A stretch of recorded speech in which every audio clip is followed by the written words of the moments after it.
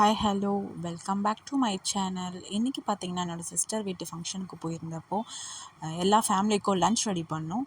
Rice, sambar, தால், அதுக்கப்புறம் வந்து புல்லஹூரான்னு ஒரு ஐட்டம் செய்வாங்க, எல்லா கீரையும் போட்டு அந்த ஐட்டம் செஞ்சுருந்தோம். ஆல்மோஸ்ட் ரைஸ் எல்லாம் ரெடி, சாம்பாருக்கு இந்த பக்கம் வச்சாச்சு. ஒரே ஆட்டம் தான் எல்லாரோடையும். சிஸ்டர் வந்து வேறு எதுவும் வேலை பார்த்துட்டு இருந்தா, ஃபுல்லாக ஸ்நாக்ஸு அது இதுன்னு சண்டை போட்டுக்கிட்டு இருந்தாங்க பசங்க.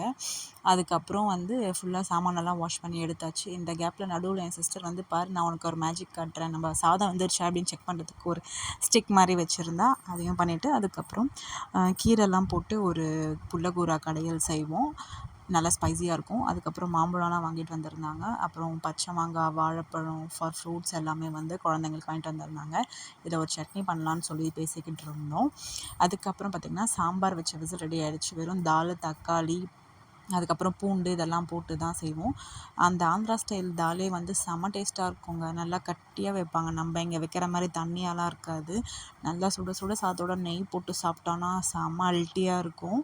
இதுக்கு தாளிப்பு வந்து போட்டுடலான்னு சொல்லிட்டு கடுகு, ஜீரகம், அதுக்கப்புறம் கடலைப்பருப்பு கொஞ்சம் போட்டு தாளிப்பு போட்டுட்டு, அதுக்கப்புறம் அதில் வந்து பொரிஞ்சு வந்ததுக்கப்புறம் பூண்டு போட்டுடுவாங்க. நல்லா பூண்டு போட்டுட்டு நல்லா வந்து இது ப்ரௌனிஷாக ஆகணுங்க. நல்லா வந்து ப்ரௌன் ஆகிற வரைக்கும் விட்டுருவா. அதுக்கப்புறம் வந்து கருவேப்பிலை போட்டுட்டு, எல்லாமே வந்து காஞ்ச மிளகா தானே போடுவீங்க. நாங்கள் பார்த்திங்கன்னா இந்த மோர் மிளகா இருக்குல்ல, அது போடுவோம் தாலுக்கு. அப்படியே சுட சுட ரைஸோடு பிசைஞ்சி சாப்பிடும்போது இந்த மோர் மிளகா, அந்த காரம் எல்லாமே செம்ம டேஸ்ட்டாக இருக்கும். ட்ரை பண்ணி பாருங்கள் எப்பயாச்சும்.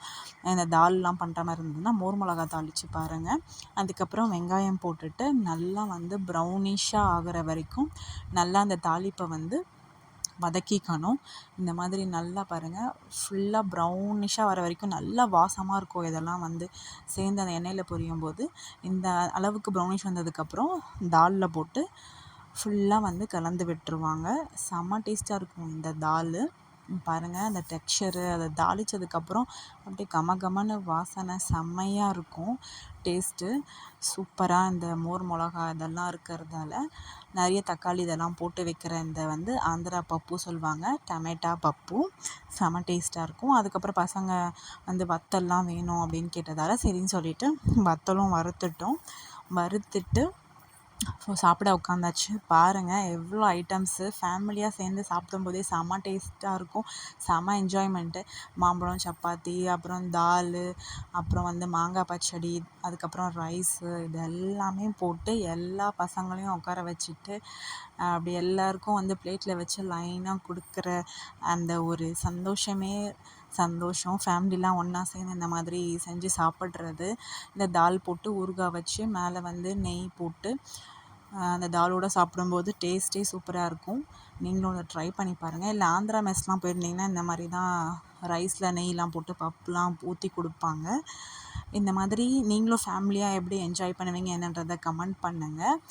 இவங்க இந்த பசங்கள்லாம் பார்த்திங்கன்னா எனக்கு தயிர் வேணும், அது வேணும், இது வேணும், இது வேண்டாம் அப்படின்னு சொல்லி ஃபைனலாக ஒரு வழியாக வந்து சாப்பிட வச்சிட்டோம். அதுக்கப்புறம் எங்கள் அப்பா எல்லோரும் வந்து உட்காந்துட்டு என்ஜாய் பண்ணி குழந்தைங்களோட சாப்பிட்டாங்க. அந்த டேவே அன்னைக்கு ரொம்ப சூப்பராக போச்சு.